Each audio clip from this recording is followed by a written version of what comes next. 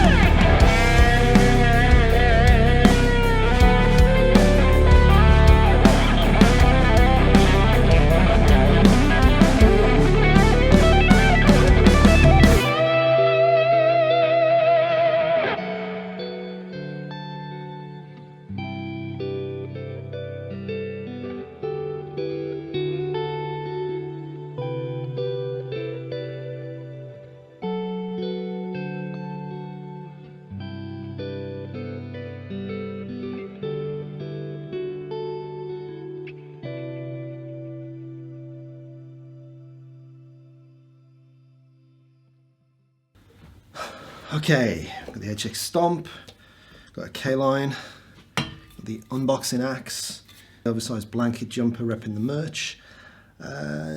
Don't have a pet with 3 legs though. Lois! So the hardest working man in YouTube guitar is off having a baby. Now I know he's banked a lot of videos he's shot in advance in order to continue bringing you the daily uploads, but on the off chance that he runs out, and to prevent the indignity of him setting up a camera in the delivery room, I thought I'd gift him the afternoon off and tank his channel, or at least provide some paternity cover. I'm his mate Beebs that he talks about from time to time. We both like Legato, Jonathan Kreisberg and Dark Humour. Fun fact, every time you buy John a coffee using the link in the description, he sends the dregs that he doesn't drink up to the big city of Leeds for me, so cheers guys. Now I can't teach you anything about the HX Stomp that probably hasn't already been said on the channel, but I can bang off a low rent Legato lick and throw the tab in the Patreon probably. Huge congrats to Cordy and Leanna on the birth of your kid. Look forward to meeting you in a Premier Inn at some point. And everyone out there in YouTube land, fans of the channel, join me in raising a toast of celebration. And yeah, nice one. Cordy will catch you in another video soon. Actually, I reckon this will be a resounding success if I can stay away from lost profit jokes and shitting on gear companies. Alright, so in keeping with the spirit of improvisation and what Cordy loves to do on the channel, I limited myself to 4 improvised takes over that intro jam, but tried to brute force my way in a kind of lick and idea that I knew I'd wanted to cover. So this is this idea of compression, expansion, and this concertina thing that allows us to kind of wander and walk across the fretboard without the listener being able to tell, hopefully, if we do it right, where the gaps are, where the seams are. And I'll drop that line in from the intro jam just here so you can hear it.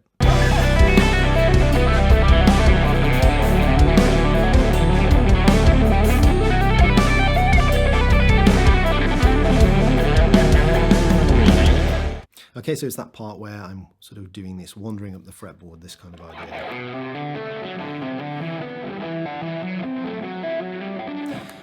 But we're not going to break down and analyze that lick note for note. The most important thing here, well, aside from the fact that I can't be bothered to transcribe it, is that you get the concept of what we're doing and then you can incorporate it into your own playing. What I will do though is show you something specific and a bit simpler, or more simple, and then yeah, basically I'll show you some other ways you can use it and how to kind of move it to different string sets and things. So the lick that we're going to do is going to sort of sound like this.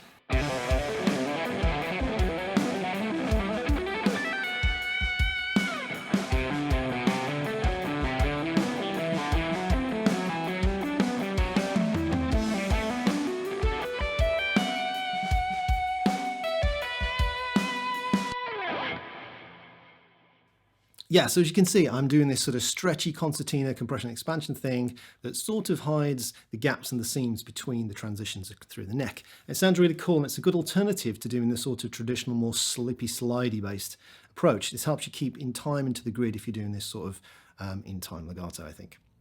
So we're going to break this down, and I'm going to show you what the left and right hand are doing. You can think of this in G major, E natural minor, C Lydian, or if you want, basically any of those notes are going to work. So we're on the A, the D and the G string, and we're doing this repeating motif and this pattern that we're sequencing up the neck diatonically in this scale.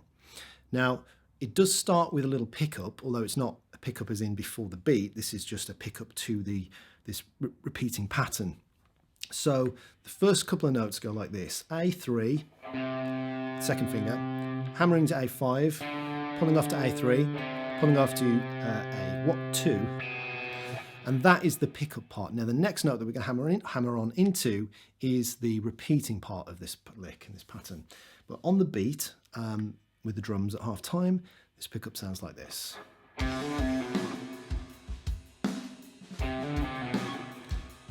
Now the next note, as I say, is going to start the pattern. So we're going...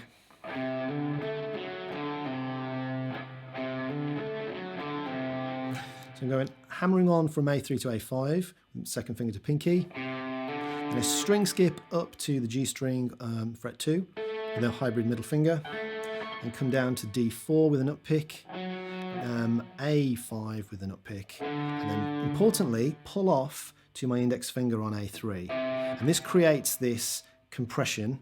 It's going to allow me to now expand into the next repeating part of the motif, where the phrase repeats, and I expand out into it.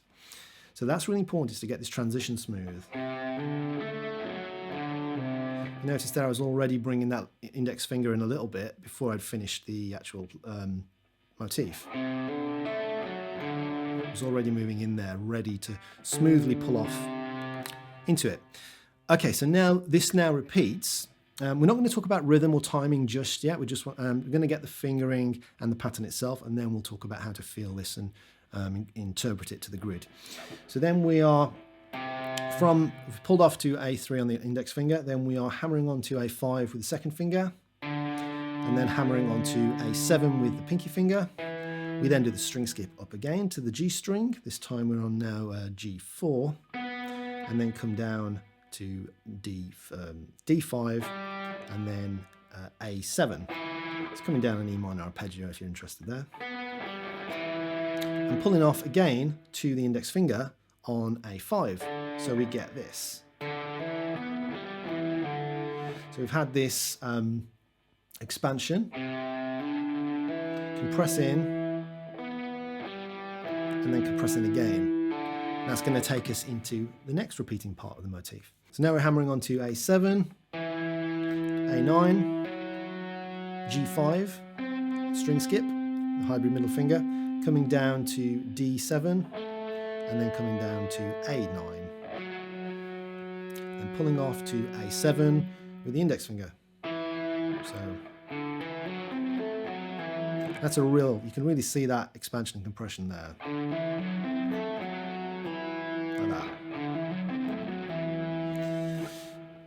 Okay, so the next repetition of this pattern, it's a little bit more awkward because now you have to rejig which fingers you're using on the left hand, and this is a little bit weird, but it's an extremely good exercise for building independence and dexterity in the fingers. So the fingering that we're going to use to do this version of the motif is like so. So we're going to go hammering from, we've just pulled off to A7, so we're going to hammer on now to A9 with the second finger, and then hammer on to A10 with the third finger, and then string skip up to the G7, come down to D9 with the second finger, and then A10 with the third finger. And then we're pulling off, compressing right up in here, so the middle finger is going to sort of be in the way, and then pulling off to A9 with the index. So we get...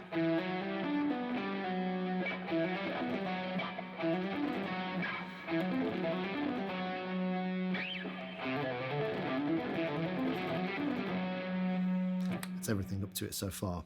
Now we're going to hammer on to A10 with the second finger, hammer on to A12 with the pinky, string skip up to G9, come down to D10, and then A12. And this is the pull off now to A10 is where we're going to hop off this train, if you like. We've kind of rode this train, cycling the pattern through diatonically, and now we're going to jump off and change and finish the lick with something else. I'm going to pull off from A12 to A10, and I think, what did I do? That was it, wasn't it? Something like that. Yeah, okay. So to finish this off now, we're hammering on to A12, A14, coming down to D12, G11, hammering on to G12, hammering on to G14, coming on to B12, high E10, high E12, high E15, and then pulling off to high E14. So I think that was right anyway. if I've got that wrong, then just follow the tab.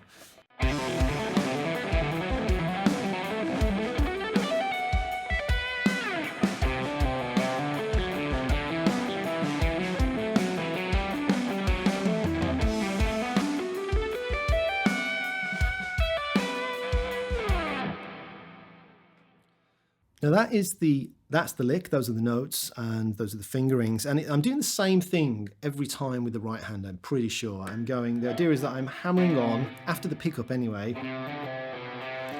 I'm doing a middle finger hybrid on the G string, and then doing two ups, up on the D, up on the A, and a pull off.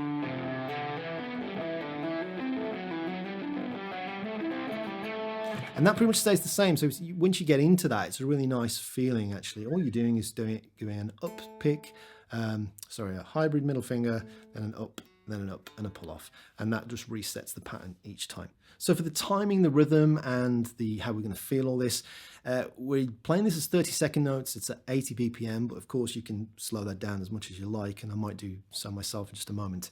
And the tricky thing is that we're fitting 8 notes into each beat, regardless of where we are in the phrase and the motif and the pattern. So the temptation is to always want to feel the downbeat as to where the pattern starts. Now, how to practice that is really important, but it's beyond the scope of this lesson. So what I'm going to do is just tell you where to focus on, what to concentrate on every 8 notes to sort of nail that to the downbeat. So we're starting on downbeat on the first note that we talked about, is that pickup, going 1, 2, 3, 4, 5, 6, 7, 8. Okay, and then we're going to this, but we haven't finished that pattern yet. Okay, so we've played the 8 notes, but we haven't finished the motif. But we're going to concentrate on this A5 as the downbeat and go 1, 2, 3, 4, 5, 6, 7, 8. Okay, so now we're going to go on to the next downbeat, and then we're going to be hammering onto A7. 1, 2, 3, 4, 5, 6, 7, 8. The next downbeat is going to be on G7 here on this hybrid finger. So 1, 2, 3, 4, 5, 6, 7, 8. Okay, now we've got the little finger on A12 here. And then this is ultimately where we're hopping off the train anyway, so we've finished the pattern, and we go. That's 1, 2, 3, 4, 5, 6, 7, 8. I'm just finishing the lick like that. So I'll play it really slowly and do my foot here so you can see where the downbeat's coming.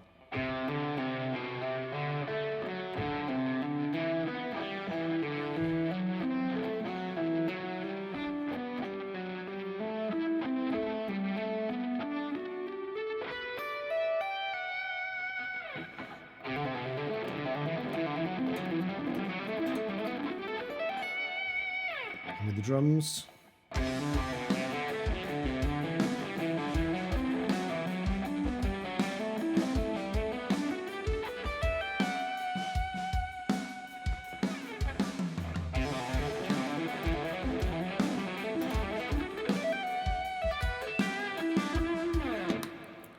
The next place I want to go with this is to sort of talk about how you can use it and manipulate it. Once you have the concept of what's going on here, you could move this around the fretboard as you like. So fingering wise, it's going to be exactly the same on the low E, A and D strings, but just shifted around. So I could do the same kind of idea, but on these different strings. So I could go.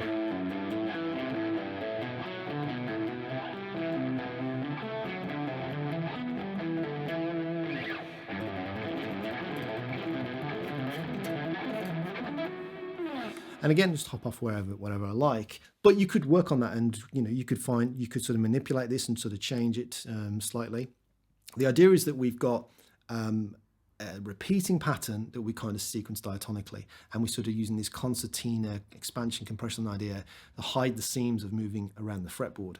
So one further thing I'd say is try to not let the thumb go like that. If I try and play it, can I get this in shot? Yep, there we go.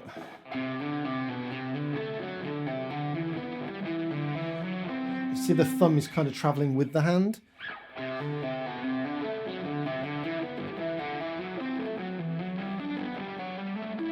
It's not doing this. It's not going to go off it's not getting left behind. And that's really important, because if it gets left behind, you kind of end up with your hand like this, and it just doesn't work. You put a lot of tension in, and the timing will be much harder to maintain. So I think, as I normally say when I do kind of lick lessons like this, you really want to be in control of it rhythmically and your timing wise, making sure you get it slow and accurate rather than fast and sloppy.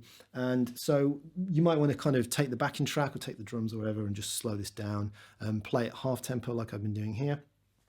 and yeah, just sort of move it around and just generally have fun with it. So I will tab that out, and Cordy can do what he likes with it. He can stick it in the description or put it on his Patreon, and maybe stick the backing track in there and the drums for you if you want to work on it. And I think that's just about it for this lick. Hope you enjoy it and you have fun with it, and yeah.